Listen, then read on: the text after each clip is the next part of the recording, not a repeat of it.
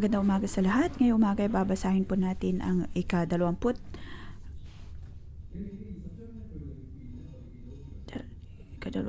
kabanata ng Leviticus at ang magbabahagi ng salita ay si Pastor Tommy.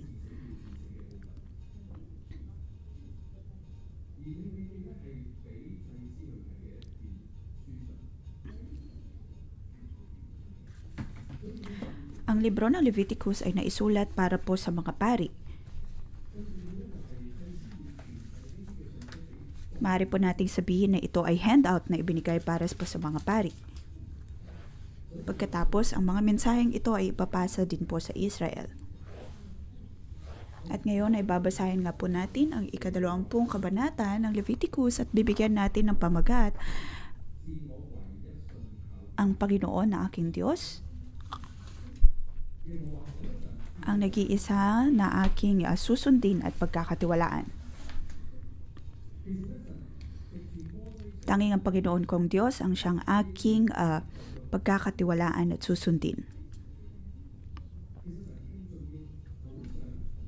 Nang ipinagkaloob ni Moses, ng Panginoon ang mga salitang ito kay Moses, ang nais niya ay ang mapalapit ang kanya ugnayan sa mga Israelita. Ngunit binigyan niya din po ng pagkakataon ng mga tao na magkaroon ng kalayaang pumili. Katulad po sa Hardin ng Eden, meron pong Tree of Life at Tree of Knowledge of Good and Evil.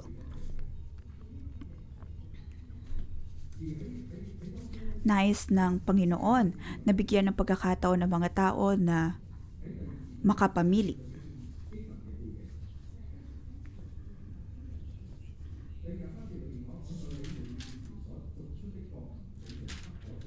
Sa verse 23 ay makikita po natin ang konteksto ng pamagat na ito.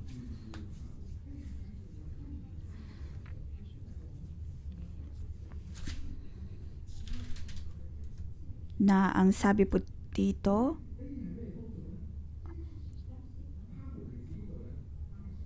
ang mga taong palisin ko sa luping iyon ay gumagawa ng mga kasamaang ito at dahil dito itatakwil ko sila kaya wag ninyong gagayain ang ginagawa nila.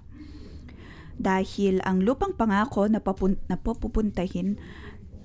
napupuntahan ng mga Israelita ay dati pong lugar ng mga taga-Kanaan at sila ay sumasamba sa mga Diyos-Diyosan katulad ni Molech at ang kanilang parian ng pagsasamba ay ayon sa sexual immorality.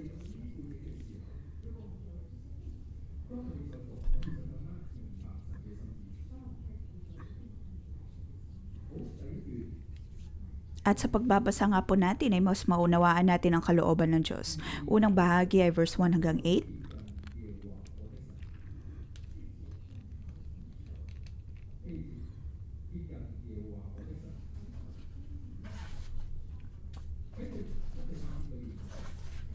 Ibukod ang sarili at lumapit lalo sa Panginoon.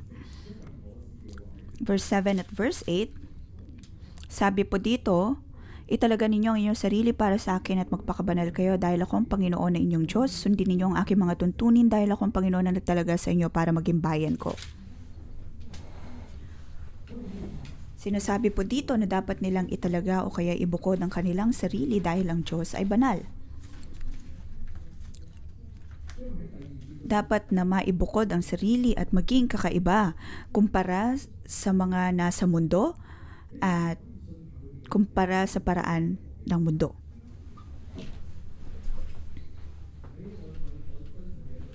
Na hindi po dapat sila magkaroon ng ugnayan sa kanilang mga Diyos-Diyosan.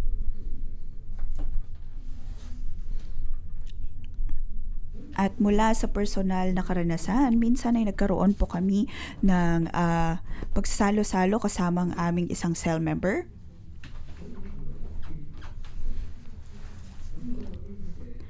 At ang kakilala namin ito o kaya cell member namin ito ay napakagaling na magrason at magpaliwanag. Pagkatapos ay ginagamit niya po ang AI para tulungan siya. Pagkatapos ay sasabihin sa kanyang asawa, kita mo na, maging AI ay sinasabi ito pagdating sa aking opinyon, bakit hindi mo ito tinatanggap? Ngunit sa pagkakataong iyon ay sinabihan ko siya na dapat siyang makinig sa kanyang asawa. Ngunit nakipagtalo pa siya sa akin at sinabi, hindi yan ang sinabi ng AI. At doon ko napansin na para bang ginawa na niyang Diyos ang AI. Mga kapatid, ito po ba ay nangyayari din po sa ating mga buhay? Ano po ang ating nagiging Diyos nang hindi natin napapansin?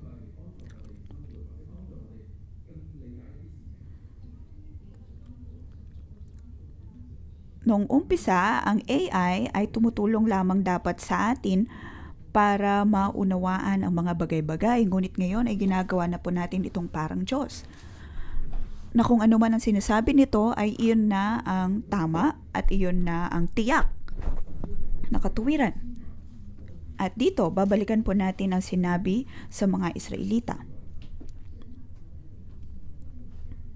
Pinapaalalahanan ng Diyos ang mga Israelita na huwag hahayaan ang kahit anuman o kahit sinuman na palitan siya bilang Diyos. Bakit po sila sasamba sa mga Diyos-Diyosan? Dahil gusto nilang magkaroon ng maayos na kalusugan, maayos na kalinisan. Dito, pinapakita po nito o kaya naway siyasatin po natin ang ating mga buhay. May mga pagkakataon na dahil gusto po nating tumanggap ng mas marami, kung kaya naman tumitingin po tayo sa ibang mga bagay. Sunod ay verse 9 hanggang 27.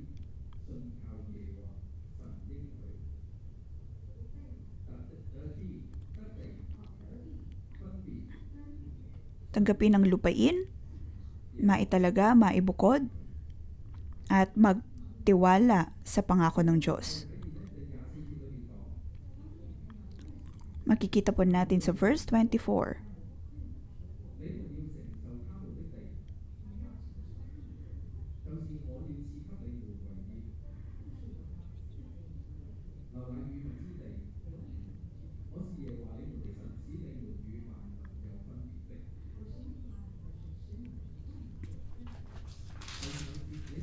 Sabi po dito, at ayon rin sa aking sinabi sa inyo, magiging inyo ang kanilang lupain. Ibibigay ko sa inyo ang lupain iyon na maganda at sagana sa ani para maging pag-aari ninyo.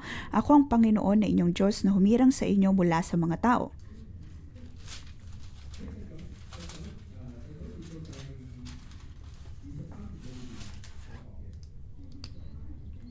Mula verse 9 hanggang 23.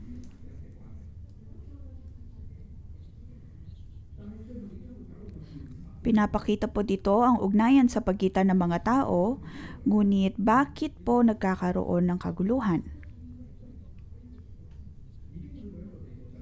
Iyon ay dahil gusto nilang magkaroon ng koneksyon sa mga idolo o kaya sa mga Diyos-Diyosan, hanggang sa punto na maging ang kanilang ugnayan sa ibang tao ay kanila pong isinusuko o kaya isinasakripisyo.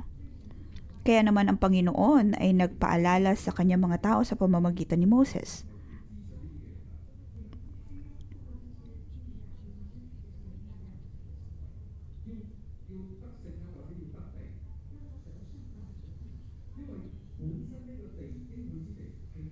Upang magkaroon ng katagumpayan o kaya upang tumanggap ng lupain o kaya kasaganaan mula sa Diyos, ang nararapat na gawin ay sundin po siya dahil ang mga lupain ng kasaganaan ay nagmumula mismo sa Panginoon.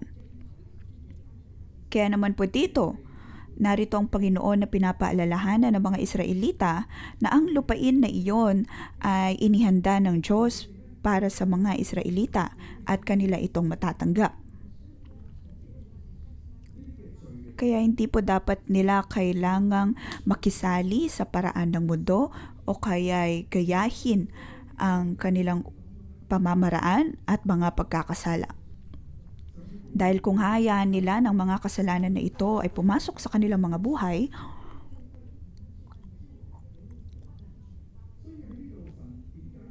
ito ay magdudulot ng kamatayan. Bakit kailangang patayin at tigilan ng Diyos ang mga kasalanan na ito? Dahil ang nais niya ay protektahan sila upang makapagpatuloy sila sa kalooban ng Diyos, upang sila ay mabuhay, upang may taguyod ang salita ng Diyos. Ayon sa aking personal na karanasan, ako at ang aking asawa ay naikasal po kami noong 2010.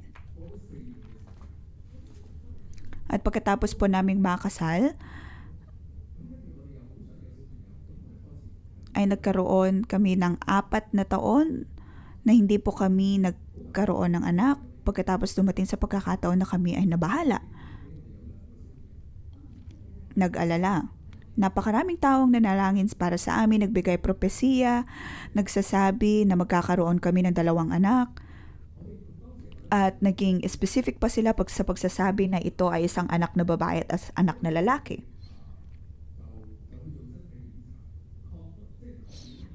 At noon, anong ginawa namin? Dahil nagkaroon kami ng body checks, dahil gusto po naming makita kung mayroon po bang problema sa aming pangangatawan. Ngunit sabi sa report ay ayos lang din naman, wala namang problema. Ngunit anong problema?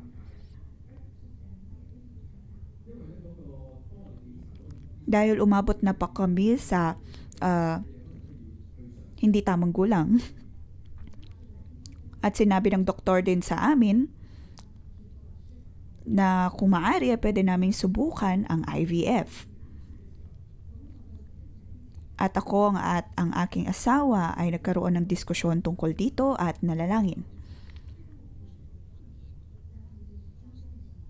At hindi po kami pumayag sa IVF na ito, bagkus ay nagtiwala lalo sa Diyos dahil alam namin na ang mga anak ay mula sa Panginoon.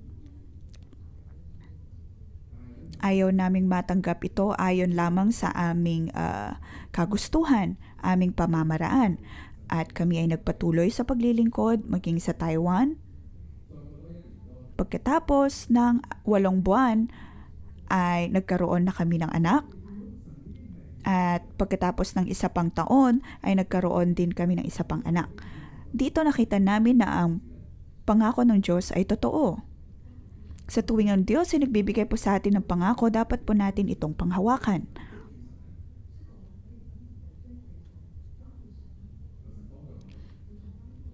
Naway tulungan po tayo ng Diyos sa bagay na ito. Ngayon ay narito po si Pastor HK upang magbahagi ng salita.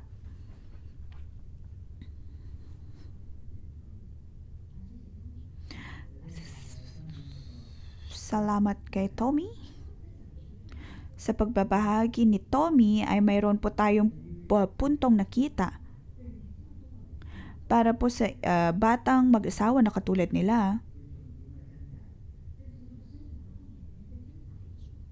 Ito po ay isang napakalaking pagsubok. Ngunit kung ikaw ay magkakaroon ng anak, may naroon ang pag-asa. Madalas na po nating marinig ang tungkol sa childless generation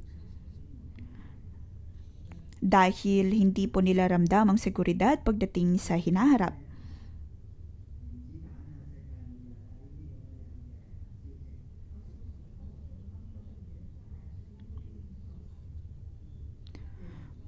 Katulad ko, nang ako'y lumalaki ay puro po tungkol sa atomic bomb, sa katapusan ng mundo.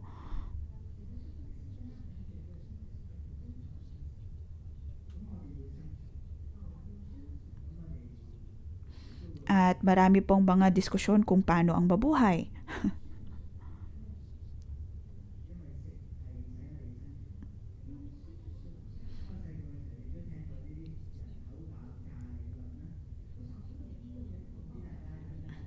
At nang ako ay nasa kabataan pa, narinig ko ang mga teorya tungkol sa population explosion.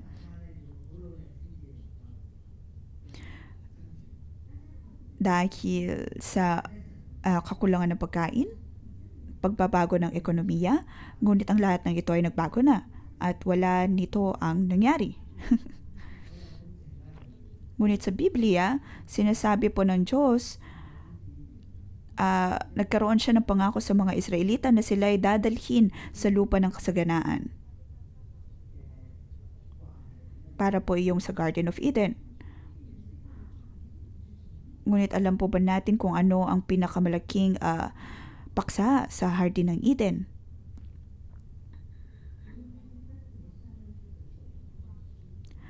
Na ang prutas mula sa Hardin ng Eden ay hindi po dapat nakainin.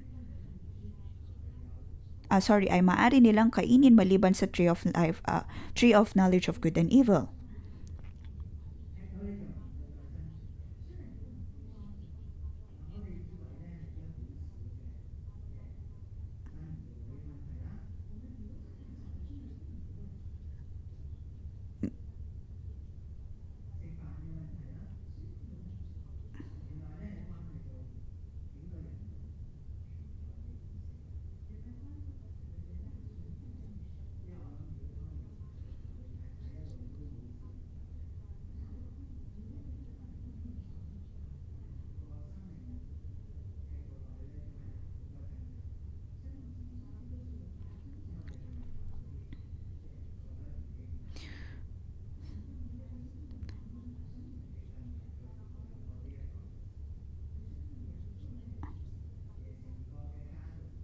Ang buhay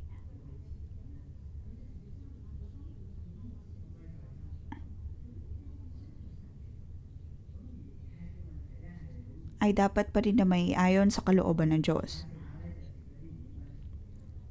Sa Biblia o sa Leviticus, maaari nakikita po natin dito kung ano ang dapat kainin at dapat na hindi. Ngunit sa panahon po natin ngayon, ay mayroon pa rin naman pong mga bagay-bagay na kailangan nating pagdesisyonan, katulad ng kung ano dapat kainin at hindi, kung dapat pa magkaanak o hindi.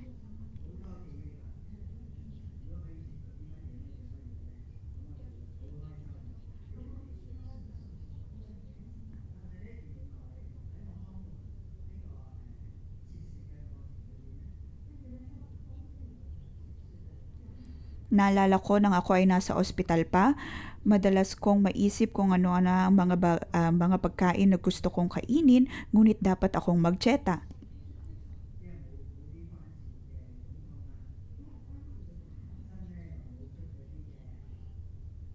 Ngunit dahil sa maayos kong pag-uri ng pagkain, pagdjejeta, ay naging mas maayos ang aking kutis, naging mas maayos ang aking mukha, hindi na ako nagkaroon ng problema sa aking kasukasuan.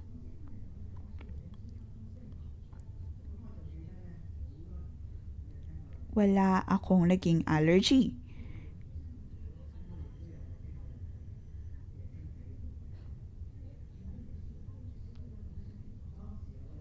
At marami nang nagsabi sa akin na mayroon na silang iba't ibang mga sakit, karamdaman.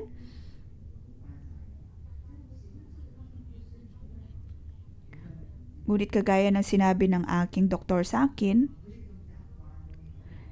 huwag kainin ang mga bagay na gusto mong kainin kung gusto mong gumaling. Ito ay napakahirap.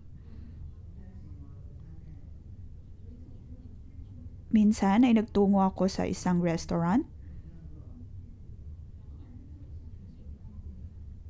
at mayroong nagsabi sa akin, sabi ng nandoon sa restaurant, hindi kita nakita ng matagal na panahon. Pagkatapos ay sinabi ko na ang pagkain sa restaurant na yon ay masyadong matapang ang lasa para sa akin. At kanilang sinabi na iyon ang iyon ang madalas na gusto ng mga customer.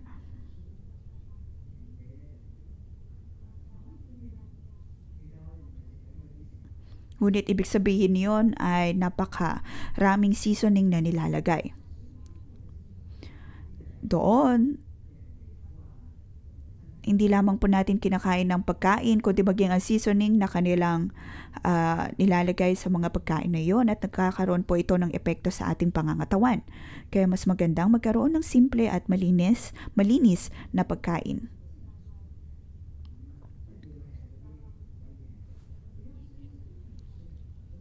Huwag nating basta-bastang kainin lamang ang mga bagay na gusto nating kainin, katulad ni Adan at Eva, na pinili nilang kainin ang tree of knowledge of good and evil. At sa panahon naman po natin ngayon, kung pipiliin natin kung aling restaurant ang pupuntahan, anong uri ng pagkain ang dapat na kainin, Naroon na po ang isang hamon.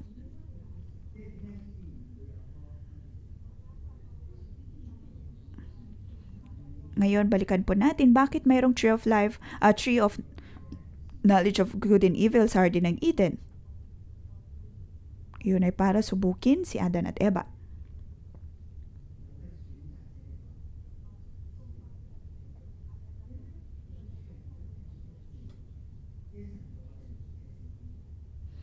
Dahil kung tutuusin ang pagkakaroon ng kalayaan na pumili ay ang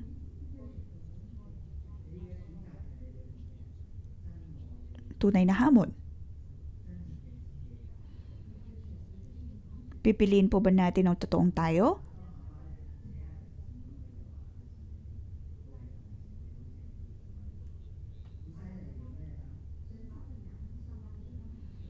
Nang nilikha ng Diyos si Adan at Eva, hindi naman po sila nilikha ng Diyos na parang mga puppet. Ayaw ng Diyos na lumikha ng robot. Ang nilikha niya ay tao.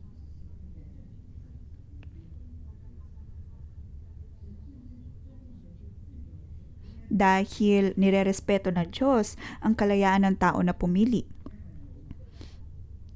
Ngunit bakit ang mga ito ay mahalaga din? Dahil kung wala pong kalayaan, wala pong tunay na pag-ibig. Ang pag-ibig na pinipilit o kaya'y laging nagdedemand ay hindi totoo. Kaya kung mayroon po tayong kalayaan na pumili, piliin po natin ang Diyos. Ito po ang totoo. Ito ay tunay na uri ng pag-ibig.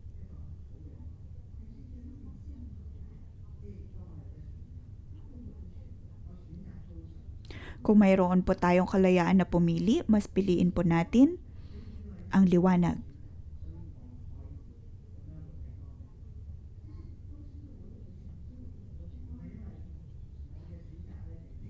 May mga pagkakataon na dahil tayo po ay mayroong kalayaan na pumili na ang gusto lamang natin is to live in the moment. Bagkus, makikita po sa ating mga buhay kung anong uri ng pamimili ang mayroon po tayo. Salamat sa Diyos dahil mayroon tayong kalayaan na pumili. Ngunit ngayon tayo po ay narito. Piliin po natin na tumugon sa Diyos. Piliin po natin na tanggapin ang kanyang mga salita, hindi dahil pinipilit po tayo o dahil yun ang sinasabi ng Bible School. Dahil habang tayo ay lumalaki, mas madami o kaya ay lumalago, mas madami po ang mga desisyon na dapat nating gawin at dapat po nating sundin ang tamang pagpili. Huwag lamang po nating bastang sundin ang ating sariling kagustuhan o kaya ay laging isipin na para bang tayo ay pinipilit sa mga desisyon na ito.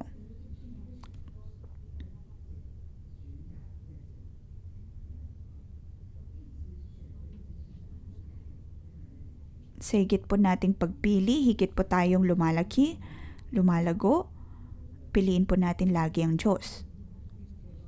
Sa pagharap po natin ng maraming hamon sa atin pong buhay.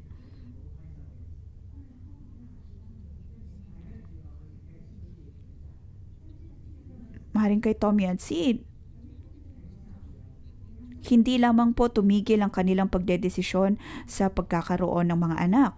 Dahil sa paglaki ng kanilang mga anak, dapat din nilang harapin ang katotohanan na tungkol sa pagpapalaki, kung paano nila palalakihin ang kanilang mga anak. Ang pagpili ay hindi nakabase sa AI. Ang pagdedesisyon ay hindi nakabase sa AI. Dahil ang paraan natin ng pagpili ay siyang kakikitaan ng tunay nating karakter.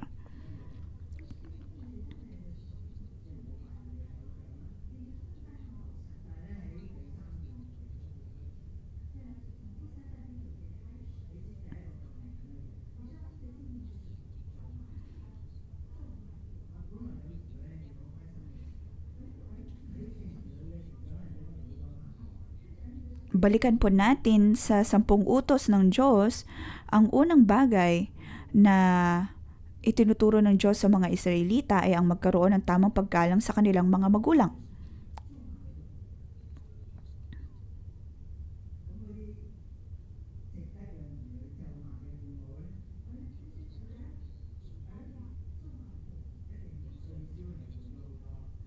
Dahil may mga Israelita na ginagawa po ito.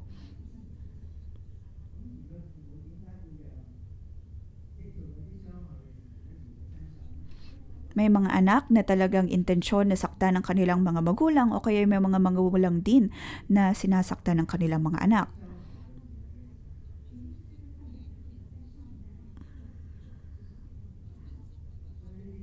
Maaaring dahil ang naunang henerasyon bago sila ay sinaktan din po sila. Kung kaya naman, nagkakaroon din ito ng epekto sa mga sumusunod pang henerasyon.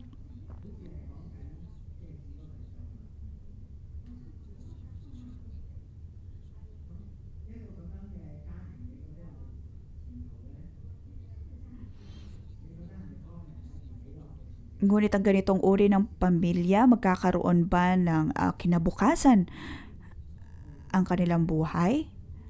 Hindi po nila ito ma-enjoy. Ngayon, dito sa 611, madalas po nating inaaral ang tracing the root. Ibig sabihin, hanapin kung saan nanggagaling ang generational sin o kaya ay curse.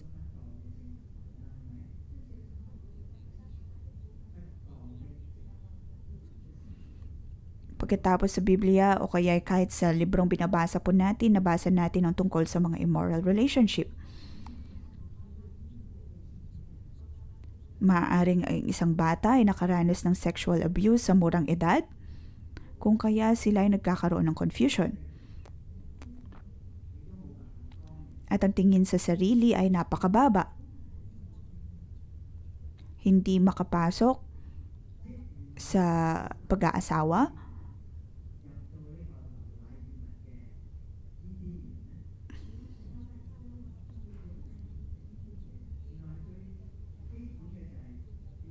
Kaya naman narito ang pangako ng Diyos na kanyang dadalhin ng mga Israelita sa lupang pangako kung saan mayroong kasaganaan.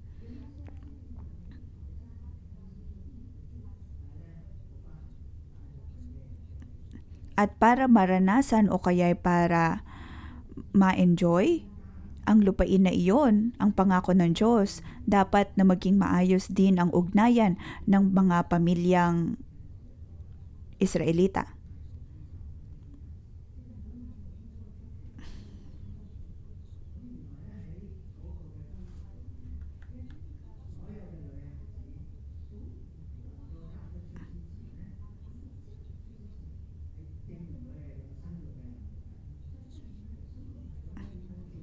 Naalala ko sa Thailand, bago sila maikasal, dapat na maipakita o kaya mapatunayan.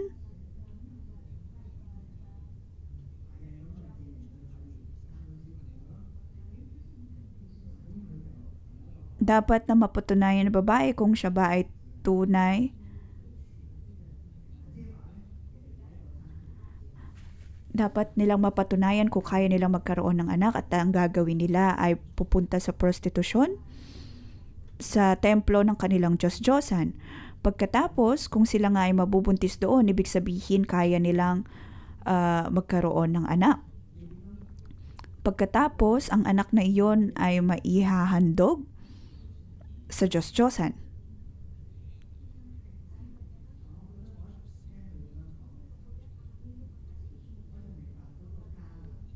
At nang marinig ko nga po ito,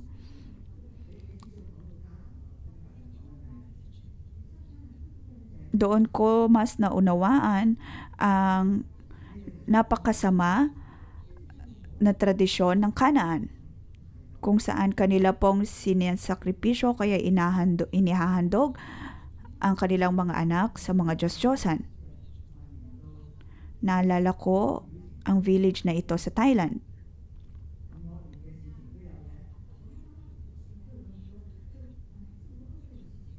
Ngunit bakit nila hinahayaan ng ganitong kasamaan?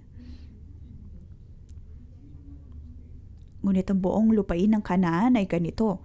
Di tulad sa Thailand na mayroong isang village lamang na may ganitong tradisyon, ngunit sa Kanaan ang lahat ay ganito.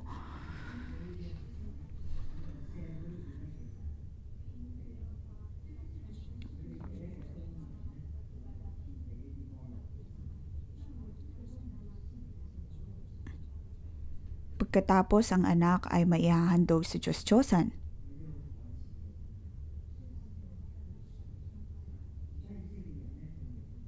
Ito ay nakakalungkot at nakakagalit.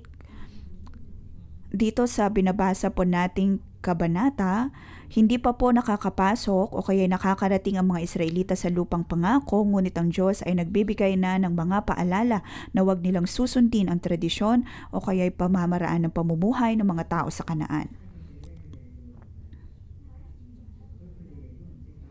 Dahil ang mga Israelita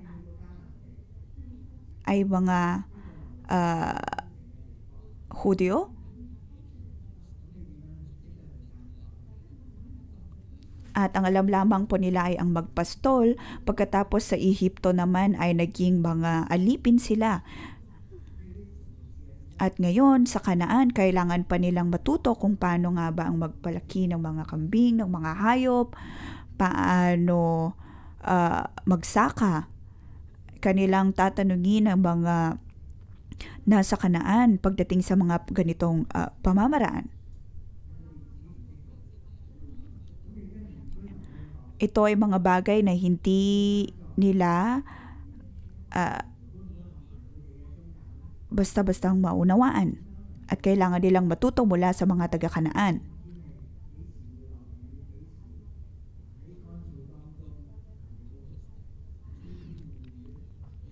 Ngunit narito ang Diyos na pinapaalalahanan sila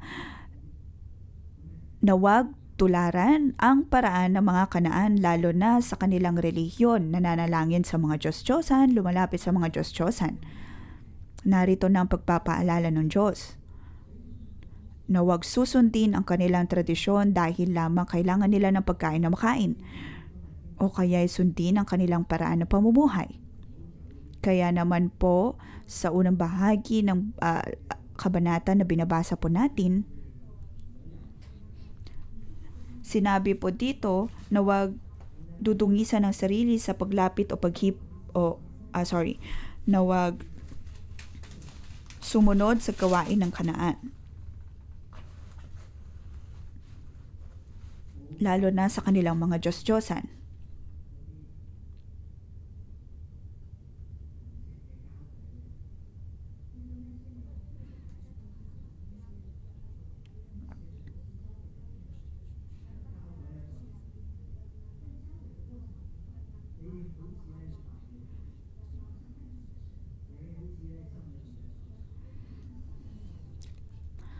Maaring sa mga taga-Kanaan, lagi silang lumalapit sa mga Diyos-Diyosan.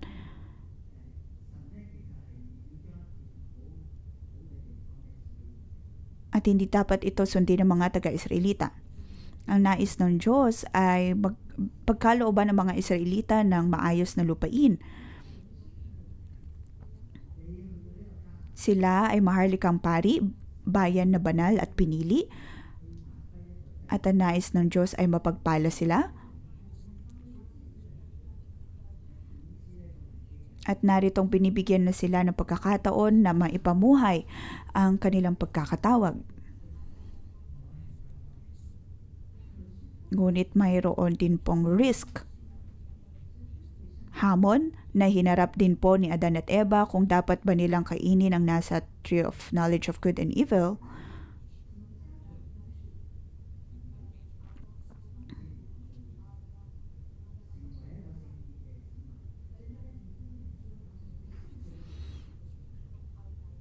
Kaya nang sinabi ng Diyos sa mga Israelita na dapat silang maging bayang banal, huwag sundin ang tradisyon ng nasa mundo o kaya ng mga taga-Kanaan.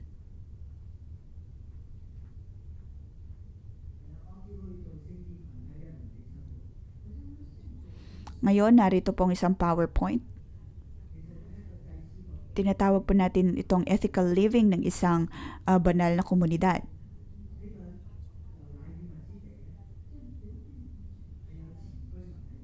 Ito po kung tutuusin ay digmaan o kaya'y hamon kung paano maging banal. Dahil para sa kanila, kung nais nila na matanggap ang lupang pangako ng Diyos, dapat na mawala doon ng mga taga-Kanaan dahil sila ay nagdala ng sumpa sa lupain. At sa pagpasok nga po ng mga Israelita sa lupain na iyon, dapat silang maiba o kaya maibukod sa kanilang paraan ng pamumuhay upang hindi sila mapaalis din sa lupain iyon katulad ng mga nangyari sa taga-Kanaan.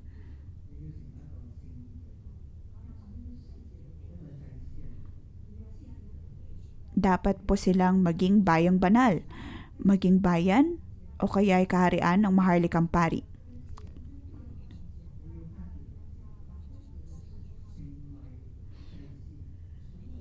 Dapat na ibukod ang kanilang sarili upang maging banal, maging mga pari.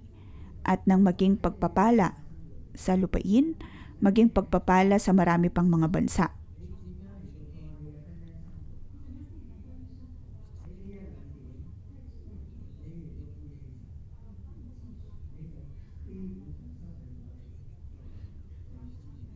Ngunit kung kanilang tatalikuran ang Diyos, mawawalan po sila ng pagkakakilanlan bilang pari at hindi po sila magiging bayan na pinili ng Diyos o kaya ay magiging bayang banal. Kung kaya naman makikita po natin dito ang battle of cultures o kaya digmaan sa pagitan ng mga kultura. Naalala ko habang ako'y lumalaki o kaya ay sa ating paglaki madalas naririnig ang mga Kristiyano ba ay nagmamajong, nakakainom ng alak, maaari bang gawin ng Kristiyano ito o iyan, kahit anumang mga bagay. Ito ay battlefield of the mind.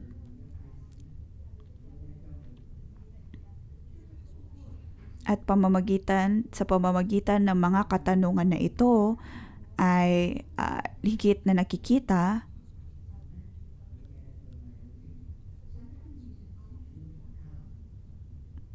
nating nakikita ang pagkakaiba. Ngunit dapat po tayong mabukod mula sa paraan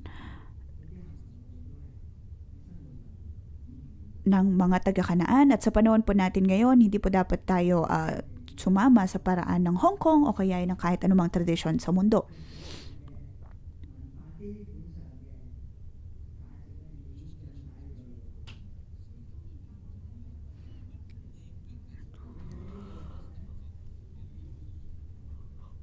Kung tayo ay magtutungo sa isang istasyon ng MTR patungo sa isa pang istasyon ng MTR, makikita marahil natin ang napakaraming mga kultura ng Hong Kong. Makikita natin ang mga tao na nag-uusap tungkol sa mga property, kung saan sila kakain, saan mag-e-enjoy.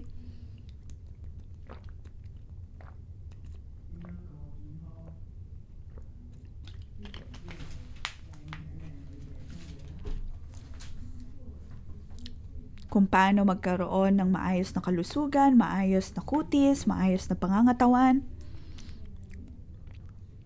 At sa MTR, kahit tignan mo lang ang mga advertisement,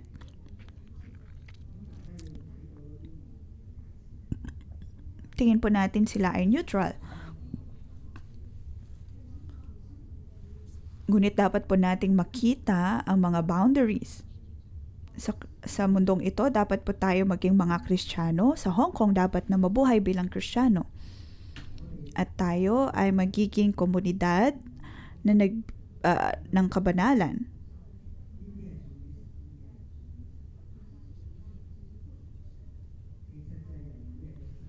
Malaman po natin kung alin ang ayon sa Diyos at hindi.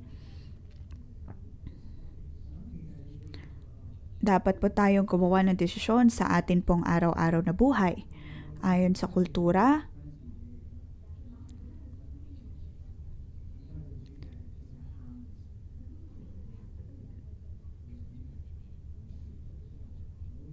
Naway piliin po natin kung ano ang tama.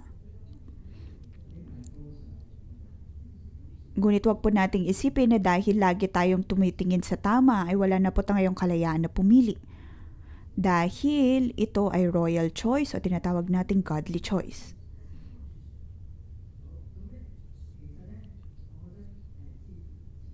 Masusubok po nito kung ano ang talagang nilalaman ng ating puso. Sunod na bahagi,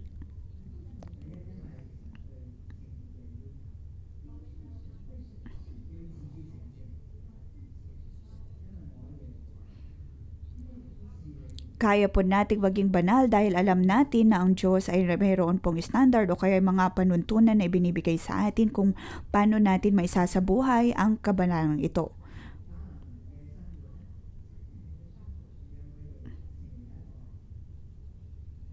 Huwag po tayo maging katulad ng mga taga-Kanaan.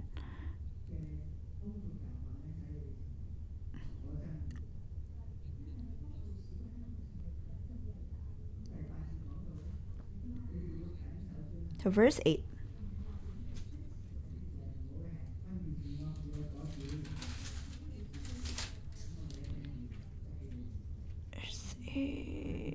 Sundin ang aking mga tuntunin dahil akong Panginoon nagtatalaga sa inyo para maging bayan ko.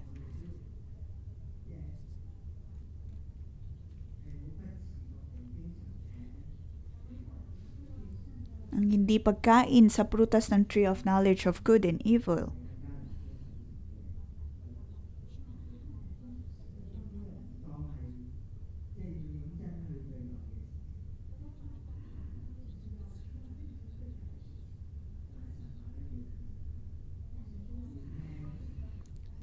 Sinasabi po ng Diyos na panatilihin o kaya sundin ang kanyang mga salita, ang mga tuntunin. Dahil siya ang Diyos na nagpapabanal sa atin.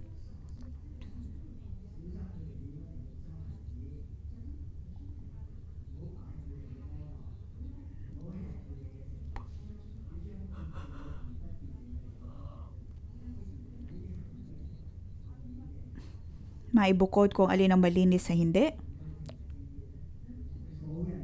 Maaring ito ay mga negative reinforcements, ngunit ito ay mga pagpapaalala sa Diyos. Hindi po natin kayang maging banal ng tayo-tayo lamang. Magiging banal po tayo dahil sa tulong ng Diyos dahil siya mismo ay banal.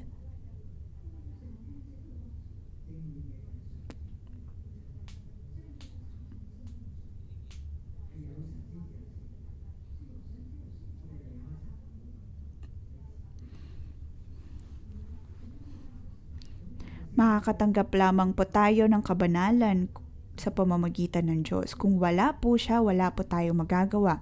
Ngunit paano po tayo makakadulog sa isang banal na Diyos?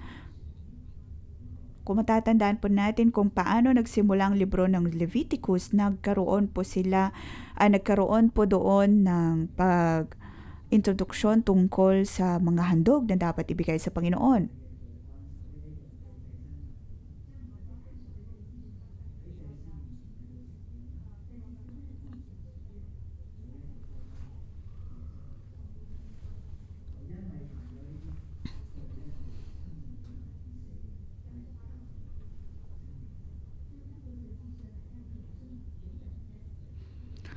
Sa pamamagitan ng mga handog, kung hindi dahil sa mga handog na ito ay hindi po tayo maliligtas, mapapatawad.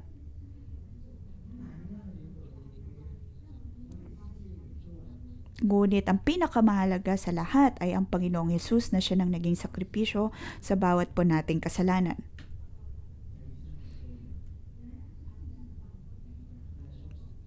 Matapos na maunawaan o kaya'y matanggap ang mga ito sa libro ng Leviticus, masigit na po nating na unawaan at higit na nagiging mapagpasalamat sa kaligtasan na natanggap dahil sa pagsasakripisyo ni Jesus. Tayo po ay dumulog sa Diyos upang tayo ay maging banal.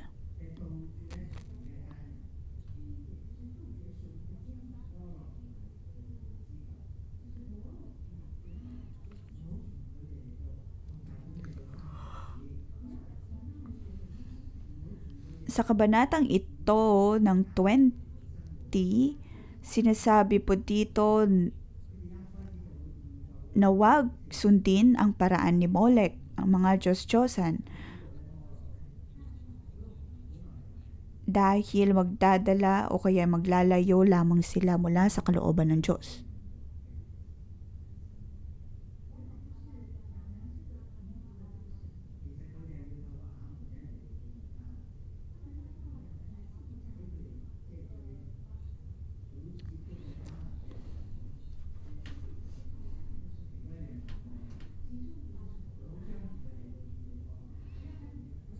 Si Molek ay ang orihinal na Diyos-Diyosan para po sa mga Moabita.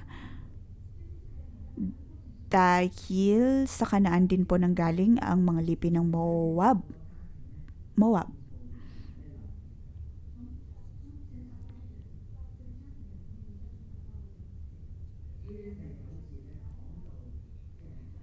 At para magkaroon ng anak ay ang mga liping ito ay sumasamba sa mga Diyos-Diyosan at nagkakaroon ng prostitusyon, ngunit sila din ay puno rin ng takot sa paggawa ng lahat ng ito.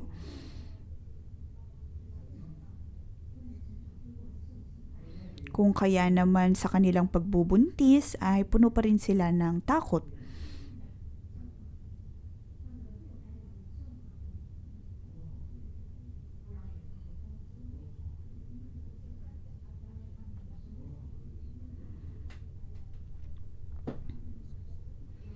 Kung sinusunod ng mga magulang ang ganitong uri ng tradisyon, paniguradong ang mga anak ay magkakaroon ng galit sa kanilang mga magulang, kung kaya naman makikita po natin sa 10 utos ng Diyos na magkaroon ng maayos na ugnayan sa mga magulang. Ngunit bago pa iyon ay sinabihan na rin ng Diyos ang mga Israelita na huwag sundin ang tradisyon ng mga taga-Kanaan. At huwag ding isasakripisyo ang kanilang mga anak kay Molek o kaya sa mga Diyos-Diyosan. Dahil kung ito ay kanilang gagawin, sila ay tatalikuran ng Diyos at wala sa kanilang mga panalangin ang kanyang madidinig.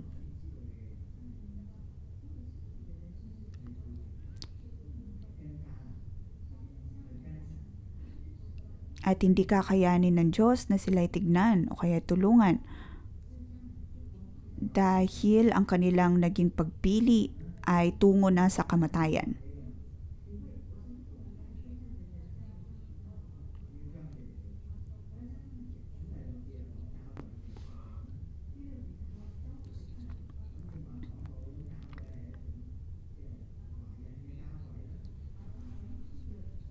Verse 6 ay tungkol po sa pagtigil sa kanila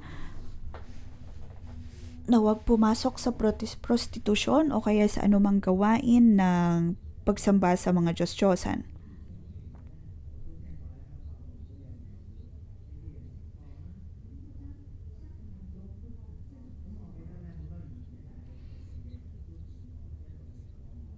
At nakarinig din po ako ng mga ganitong mga tradisyon sa Hong Kong. Naalala ko marami ng taon ang nakakalipas nang ako ay naglilingkod pa sa ibang lugar. At nagkaroon ako ng kaso na kung saan ang isang nanay ay mayroong 2 anak na kuba. At kung tutuusin, wala po tayong magkaanong makita ngayon ng mga kuba, ngunit noon ay uso po ang ganitong uri ng sumpa. Kumbaga sumpa. At ang nanay ay hindi po sumasamba sa mga Diyos-Diyosan. Ngunit ang kanyang biyenan ay espiritista. At nang siya ay nagkaroon ng anak, ang sumpang ito ay hindi na mabago. Ngunit salamat sa Diyos dahil nakilala niya ang Panginoon.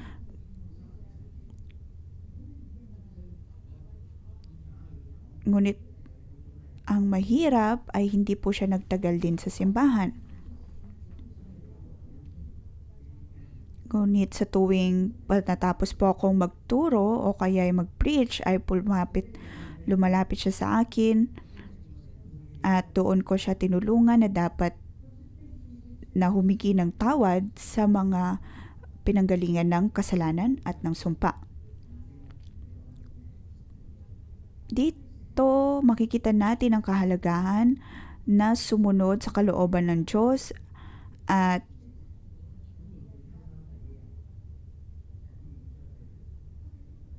huwag talikuran ng kanyang mga salita.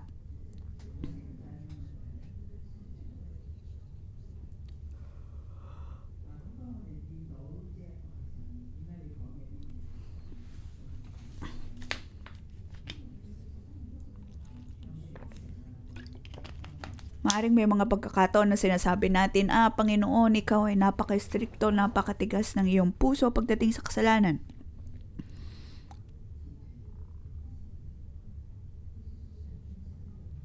Ngunit kung tutusin ang gusto ng Diyos ay ang tayo po ay mabukod sa lahat ng mga bagay na hindi nakalulugod sa Kanya.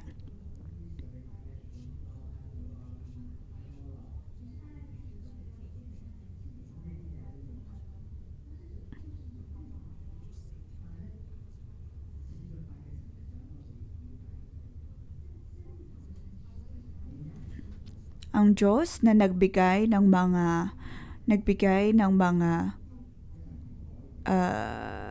kautusan na ito, lalo na pagdating sa pagsamba sa mga Diyos-Diyosan at sa marami pang mga kautusan, hindi lamang po ito para sumunod ng basta-basta sa mga kautusan ng Diyos, bagkus ay dahil ang nais ng Diyos ay tayo po ay maging banal.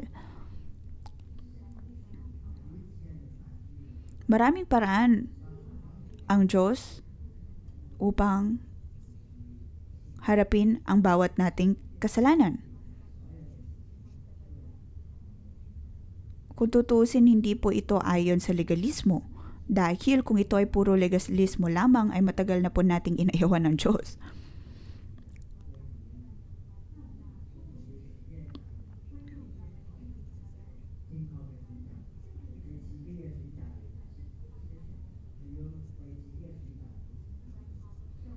Ang atin pong mga pagdedesisyon, dapat po tayong maging responsable dito at wag lang na sinisisi ang iba, ang ating mga magulang. Maaaring ang paglaki natin ay hindi ganun kaayos, ngunit kung tutusin ang bawat pagdedesisyon ay nakasalalay pa rin po sa atin. Kung tayo ay tunay na magbabago, maaari din po nating maipanalangin ang ating mga magulang upang ang lahat ay makabalik sa kalooban ng Diyos.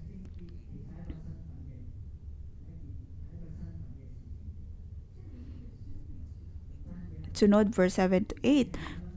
Ang kabanalan ay hindi lamang po nasa pagpili, bagkus ito ay parte ng ating pagkakakilanlan or identity.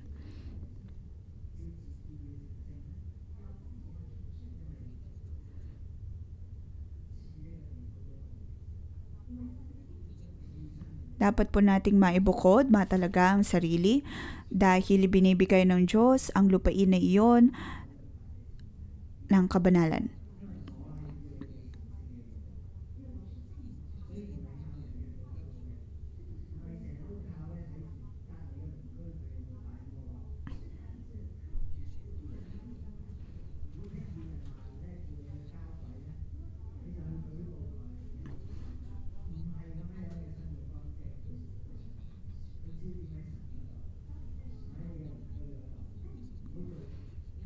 Ang focus ay dapat na nasa Diyos at hindi po sa ating mga kakilala, kapitbahay o kahit kung sino man. Kung tayo po ay magiging mga magulang naman, dapat na ang mga pagdedesisyon natin ay dapat na ayon sa kalooban ng Diyos upang matanggap ang kanyang pagpapala. Dahil ang bawat po nating pagkakamali o bawat pagdedesisyon ay magkakaroon ng epekto sa susunod na henerasyon. Kaya naman dapat nating ipanalangin ang ating sarili, ipanalangin ang ating mga anak, ipanalangin ang buong pamilya.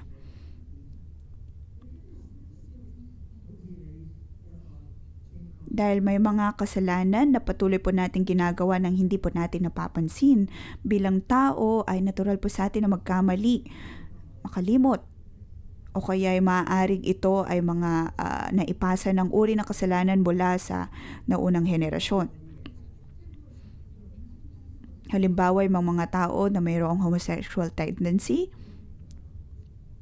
at hindi ko lamang dapat ipanalangin ang aking sarili, kundi maging din ang aking mga anak, ang mga taong nakakonekta sa akin.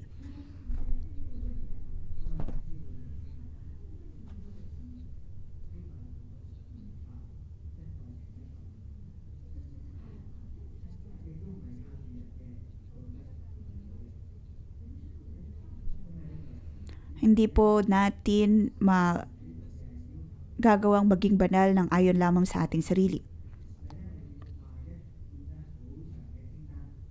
Salamat sa habag at biyaya na binibigay ng Diyos at sasamahan po natin ito ng initiative natin, motivation na nagmumula sa atin upang patuloy na masunod ang kanyang kalooban. Sunod verse 9 hanggang 21.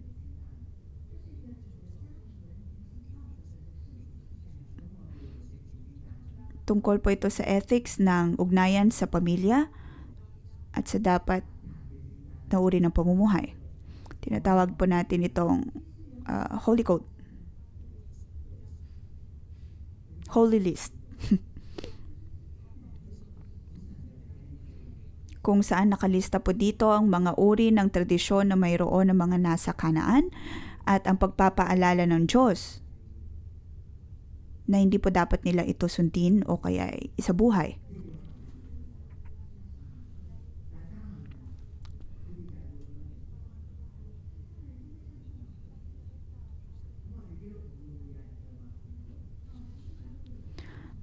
Bilang mga Kristiyano, maling supain maging ang ating mga magulang.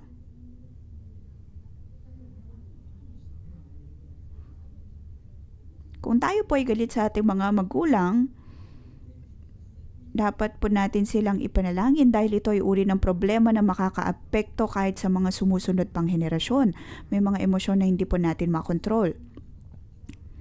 Nabagitin po dito ang listahan ng pagkikiapid.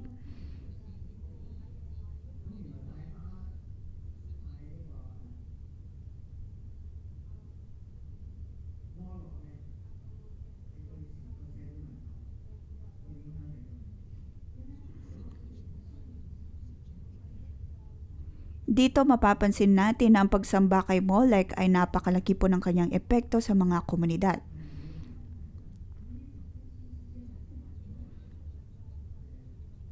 At ngayon, kung titignan po natin ang mga problema pagdating sa mga mag-asawa,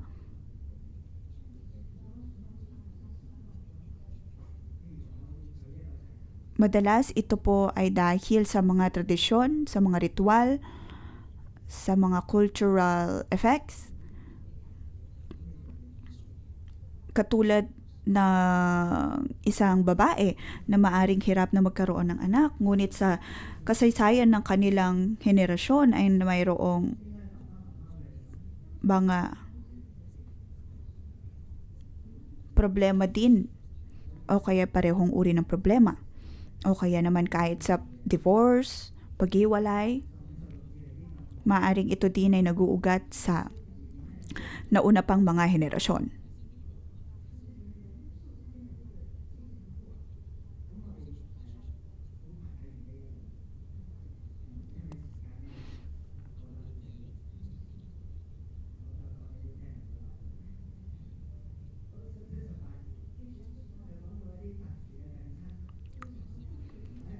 Verse 17 hanggang 18.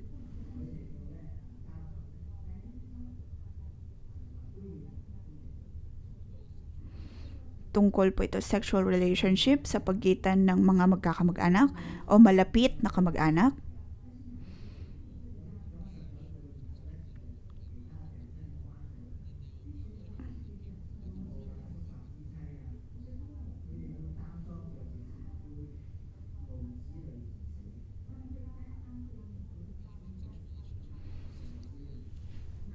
At kung ang sexual relationship na ito sa malapit na kamag-anak ito ay hindi katanggap-tanggap sa Diyos.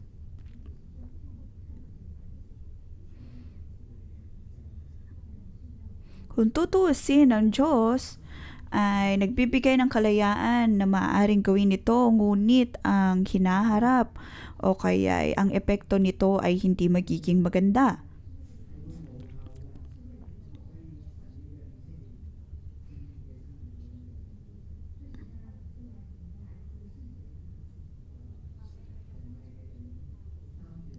At dito nais ng Diyos na ipakita sa mga tao ang kahalagahan ng kabanalan.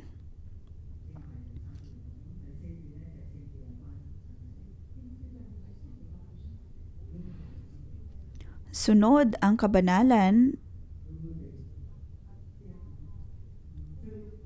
ay tungo sa buhay o kaya kamatayan. Kung hindi po tayo mabubuhay ayon sa kabanalan, ay mangyayari lang din sa atin kung ano man ang nangyari sa mga taga-Kanaan. Ito ang nais ng Diyos na sabihin sa mga Israelita.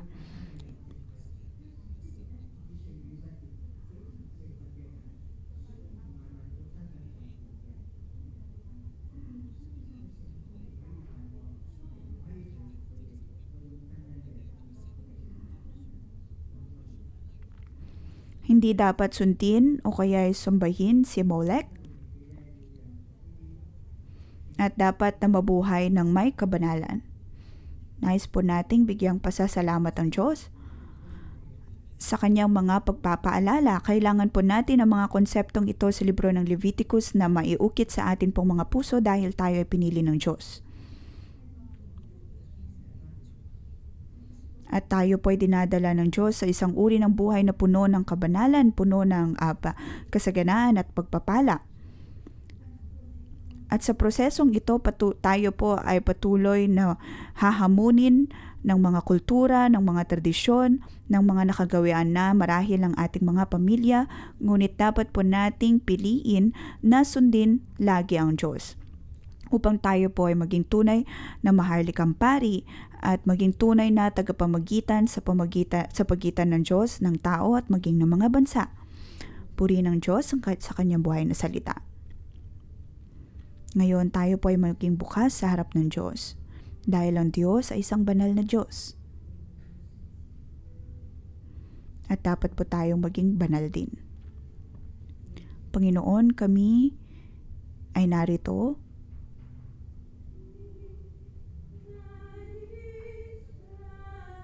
at handang dumulog sa iyo.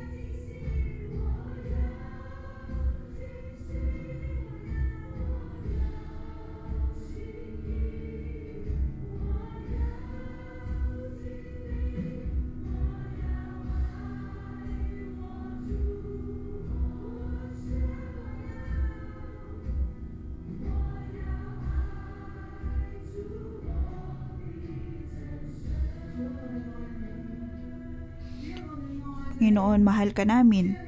Panginoon, ikaw ay aming minamahal. Panginoon, sa amin pong pagtugon sa iyo, kami ay narito na sumasamba ayon sa aming espiritu, ayon sa aming kalakasan, sa kaisipan, ikaw ay amin pong binamahal. Panginoon, sa amin pong pagpupuri, naway maantig ka. Naway ang bawat isa dito matanggap ang iyong pag-ibig. Lahat ng papuri ay para sa iyo lamang, O Diyos. Dahil sa amin pong pagdulog sa iyo at sa iyong templo, kami ay iyong napili. Kami, Panginoon, sa amin pong pakikinig ng iyong mga salitang lahat ay dahil sa iyong habag at biyaya. Panginoon, kami ay nakagawa ng mali. Sa amin man pong pamilya, Panginoon, naway mahabag ka sa amin. Tayo po ay lumuhod sa harap ng Diyos bilang kinatawan ng Hong Kong, kinatawan ng mga kultura. Panginoon, kami ay nakagawa ng mali sa iyo. Panginoon, narito kami na lumuluhod sa harap mo. Gamitin po natin ang ating mga tinig at tayo ay humingi ng tawad sa Panginoon.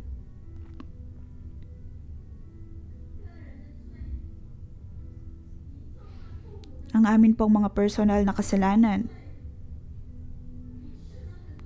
Ang kasalanan, Panginoon, ng pagsusumpa ng ating mga magulang, kasalanan ng pagnanasa, kasalanan ng pagkain ng mga bagay-bagay na hindi dapat kainin.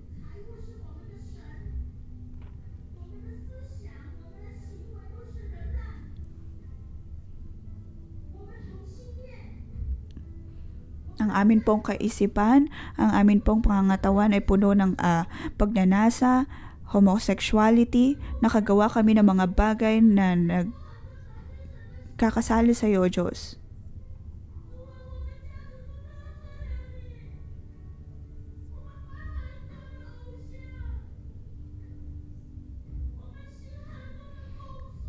Panginoon, napakarami naming mga Diyos-Diyosan. Panghuhula.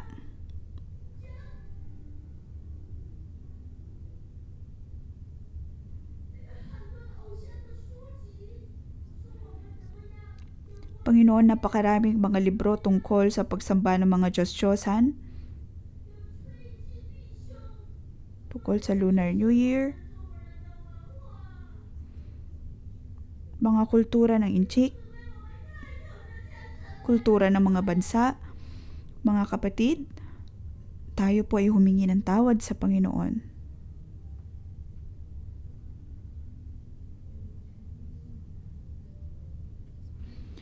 Panginoon, naway patawarin mo ang iyong mga anak. Panginoon, hindi kita nakilala noon kung kaya ginamit ko ang paghuhula upang magkaroon ng pera. Umasa sa mga panghuhulang ito. Panginoon, sa bawat henerasyon ng aming pamilya, kami ay sumamba sa mga Diyos-Diyosan. May mga nanirahan sa mga templo, nanampalataya sa maling mga Diyos. Tingin namin sa aming uri ng pananalita, pamumuhay ay tama. Umasa sa pangkukulam. At laging iniisip na kami ay tama, kami ay pinili. Ngunit hindi lamang ako ang nagkasala sa iyo, ngunit ang buong pamilya ko ay nagkasala sa iyo. Kami ay sumamba sa maraming mga Diyos-Diyosan upang magkaroon ng kapayapaan, kasaganaan, upang maikasal. Panginoon, kami ay mali. Ang amin pong pamilya ay nagkasala sa iyo. Panginoon, naway patawarin mo kami. Kami ay sumamba sa maraming mga Diyos-Diyosan.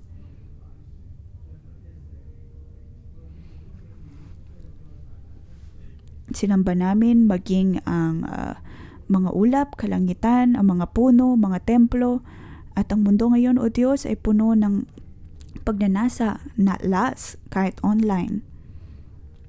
Panginoon, kami ay nakagawa ng mali sa iyo. Kami ay nagkasala sa iyo.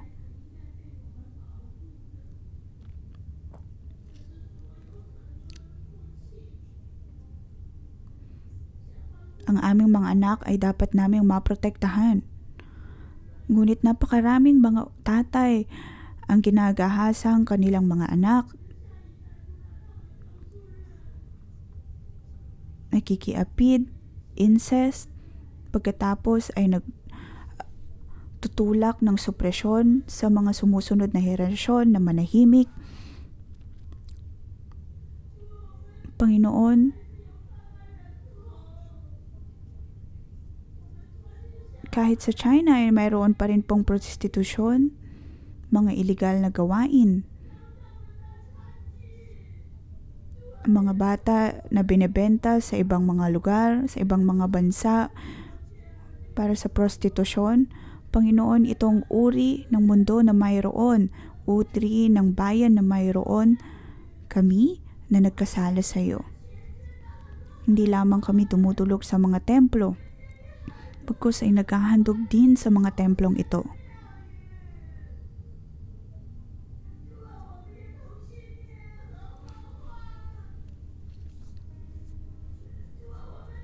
Pagkatapos ay ginagawang legal ang pag-aasawa ng mga homosexual. Panginoon, napakaraming mga tradisyon sa aming mga buhay, ritual sa aming pamumuhay na hindi nagbibigay lugod sa iyo. At madalas sinasabi namin na kasalanan nila ito at hindi namin, ngunit lahat kami ay nagkasala sa iyo, O Diyos. Kahit sa amin pong pagkakasal,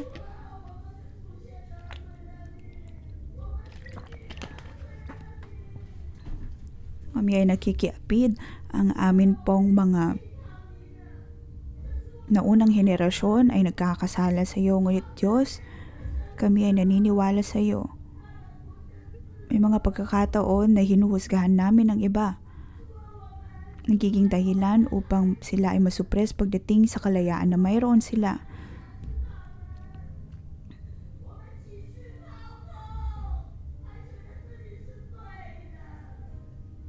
May mga pagkakataon na kinokontrol namin ang aming mga anak. Pagdating sa emosyon, iniisip na kami ay tama, ngunit Diyos, kami ay nagkakasala sa iyo. Hindi kami karapat-dapat na humarap sa iyo. Panginoon, ngunit Panginoon, maraming salamat dahil binigyan mo kami ng pagkakataon na humingi ng tawad.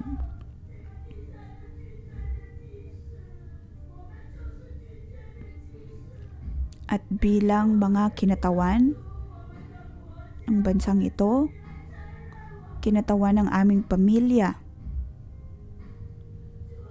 kami ay humihingi ng tawad.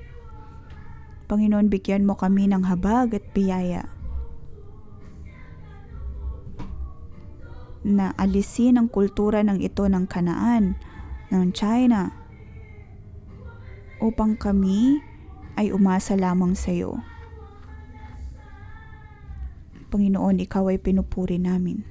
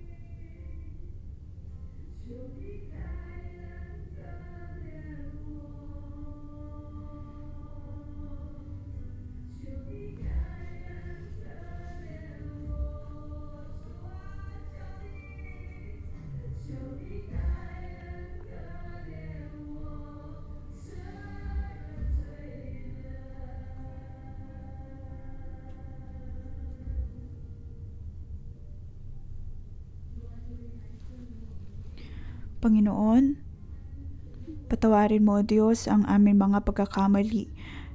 Kahabagan mo kami sa aming mga pagkakasala, sa amin pong paghingi ng iyong kapatawaran. Amin din pong pinuputol ang bawat pagsamba ng mga Diyos-Diyosan, mga ritual, tradisyon na nagkaroon ng impluwensya sa amin pong mga buhay. Ikaw, O Diyos, ay mapagpala at banal. Panginoon, maraming salamat sa pagbibigay mo sa amin ng pag-asa.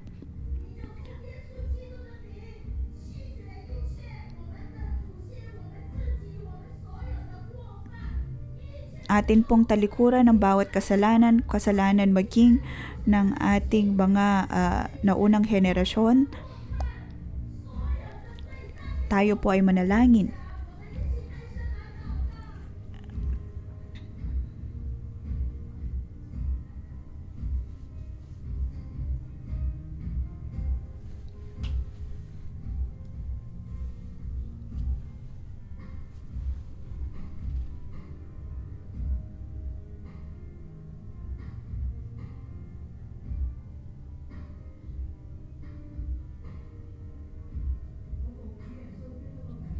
Sa ngalan ng Panginoong Hesus,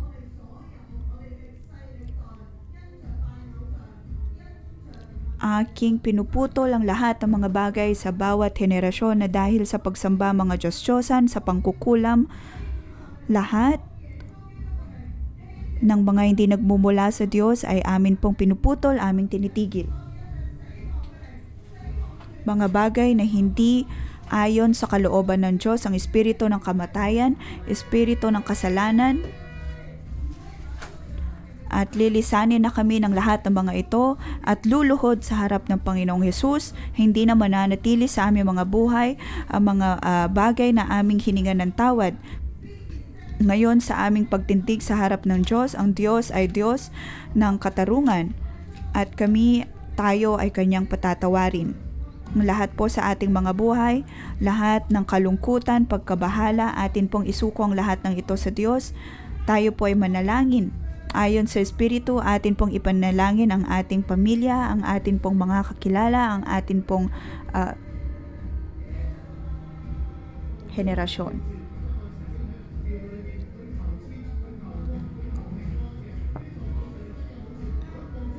Sa ngalan ng Panginoong Hesus ay amin pong itinitigil ang mga sumpa na mula sa pananalangin sa mga Diyos-Diyosan, mula sa mga sumpa, mula sa pangkukulam at mula ngayon ay amin na lang itinatanggap ang mga bagay na nagmumula sa Panginoon.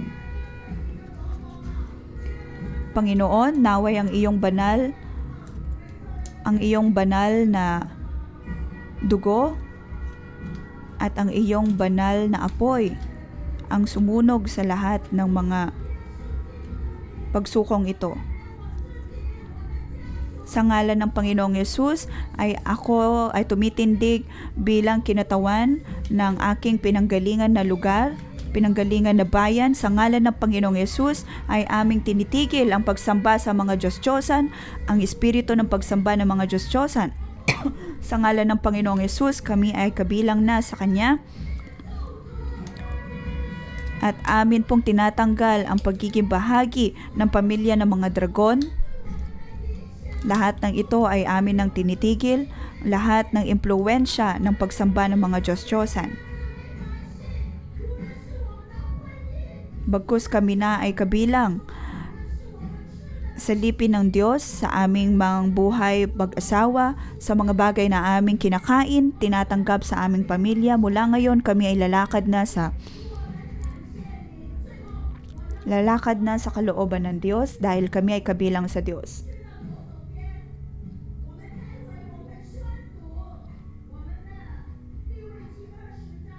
Ngayon, tayo po ay magtungo sa kaliwang bahagi ng hall at atin pong iproproklama ang verse 19 hanggang 20 at tayo ay magkakaroon ng aksyon. Mula sa mundong ito, lahat ng mga kultura Atin pong iproproklama na tayo na ay nabago, nalinis at kabilang na sa Diyos.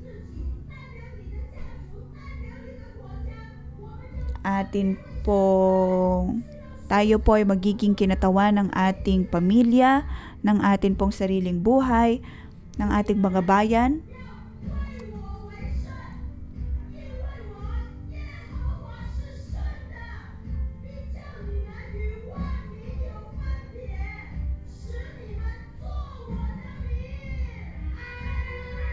Sabi po dito, kayo ay magpakabanal dahil ang Diyos na Panginoon ay banal at tayo'y hinirang niya mula sa ibang bansa para maging Kanya.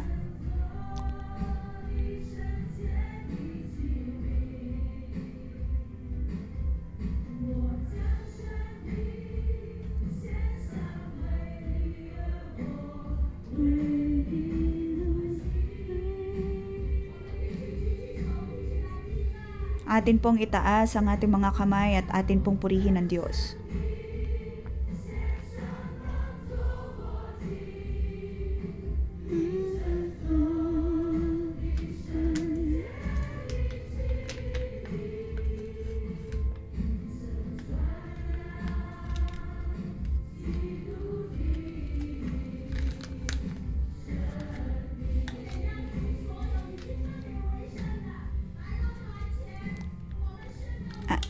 At atin pong tinatawag ang lahat, atin pong iproklama ng atin pong mga pamilya ay kabilang na sa Diyos.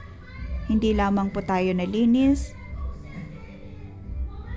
atin pong maihahandog din ang ating sarili sa harap ng Diyos. At susundin lamang siya, atin pong purihin ang Panginoon.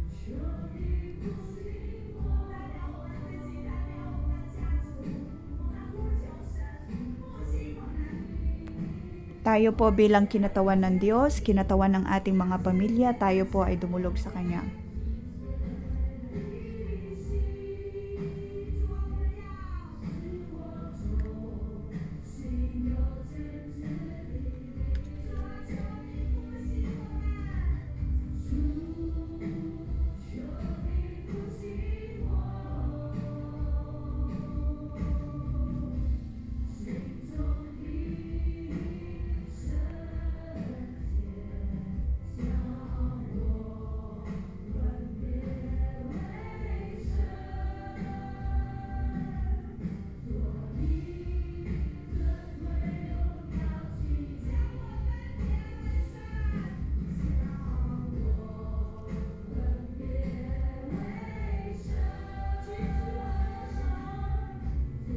Itaas po natin ang ating mga kamay.